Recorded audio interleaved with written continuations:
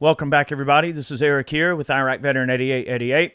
All right, got some news I want to share, and this is not necessarily gun-related. However, it is related to the First Amendment, and I feel like those two things are extremely intertwined. I mean, when you look at the laundry list of constitutional amendments, when you look at our rights, I mean, when you make a grocery list, you put the most important stuff at the top of that grocery list. And what's at the top? First Amendment, freedom of speech. Second Amendment, right to bear arms. Look, those things are intimately intertwined. Our founding fathers realized that you needed to have the teeth to protect what you say and defend what you say. So freedom of speech, First Amendment is very, very important. And this particular subject we're going to be talking about also has some Fourth Amendment connotations that are very scary too. So this is all around just a very terrible thing, and I want to talk about it a little bit. It's called the Restrict Act. Now, I don't know if anybody's been following it, but I wanted to put some information out about it because the mainstream media is just sort of burying this. Like, no one's talking about it. It's Senate Bill 686 in the 118th Congress, and this particular bill was submitted by a Mark Warner, a Democrat out of Virginia. This was introduced on March 7th, 2023. So this is, pretty breaking. But I want to discuss it because I don't think there's a lot of people that truly understand just how bad this piece of legislation can be if it gets passed. All right.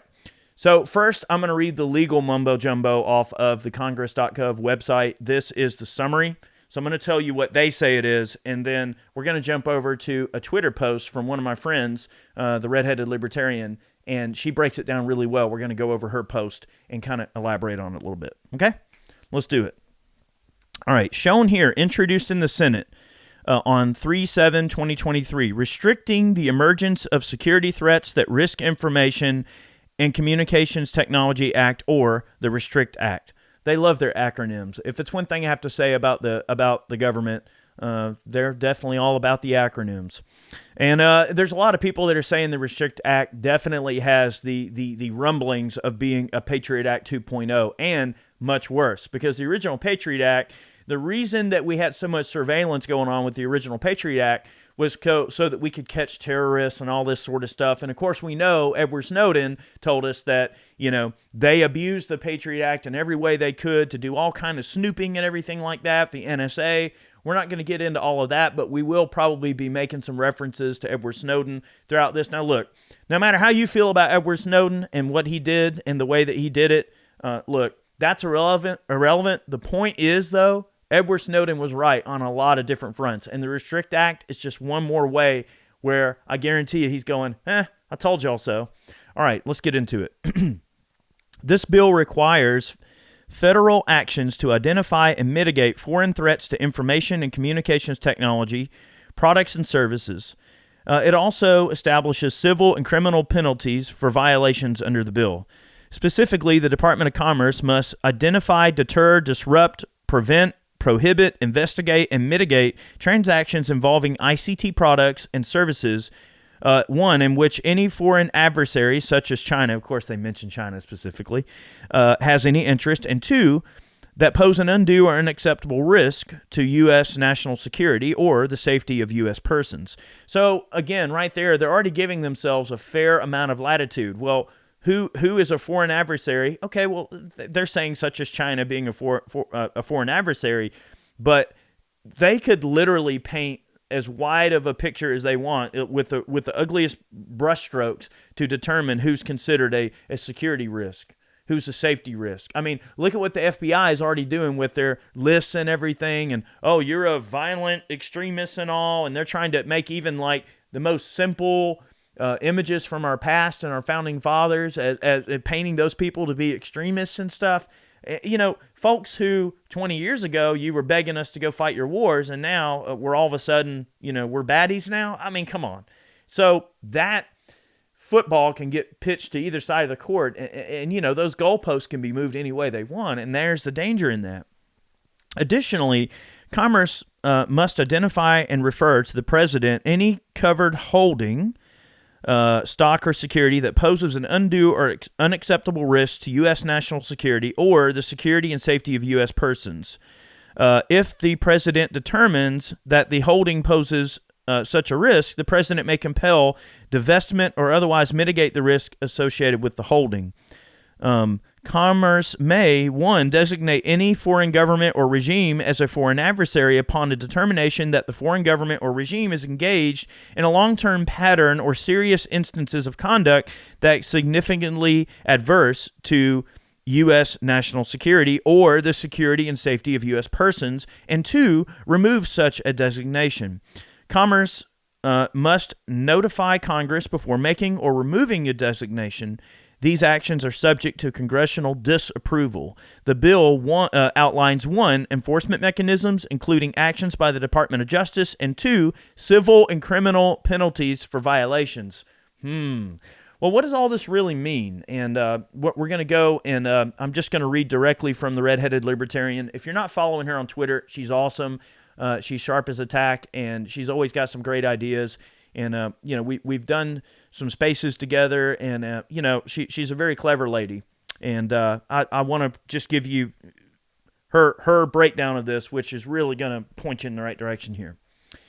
All right, so she says, walk with me.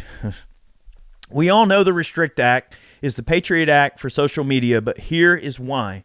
It expands executive power to restrict apps. It does not stop at TikTok. Remember that this was originally set up as the TikTok bill. They wanted to ban TikTok specifically because they were worried about national security. They were worried about, they knew that TikTok was collecting data on Americans and potentially trying to use that data for nefarious purposes. Now, we know that social media sites and everything collect your data and sell your data and use your data on a regular basis. So this is necessarily nothing new, but I guess they look at it like, well, if our buddies are doing it, that's one thing if they're making money and selling all this data. But if TikTok is just grabbing data out of the nether and using their app to basically spy on Americans, they view that as some sort of a problem. See, it's only okay to sell data when we do it, dang it. But if you Chinamen do it now, that's some sort of a problem, see. It limits the ability for Americans to challenge those actions in court. It imposes civil and criminal penalties for evading those bans, such as, like, if you use a VPN, right? They're saying that, well, you're circumventing some type of protection that we put in place by using a VPN, so now we can go after you, and there's criminal penalties associated with it. And those criminal penalties are pretty stiff. It has major freedom of speech and expression violations, and it neutralizes free enterprise. But I'm not done. The Senate released a similar bill called the Data Act last week, which grants the Secretary of Commerce new authority to prohibit people from using apps and products from companies subject to the jurisdiction of China and other foreign adversaries. Foreign adversaries are pretty much just anyone not NATO, thanks to the impending world war with China and Russia, the realigning of Axis powers, and we are up to 8 countries who have turned away from the U.S. dollars and will begin using the yuan.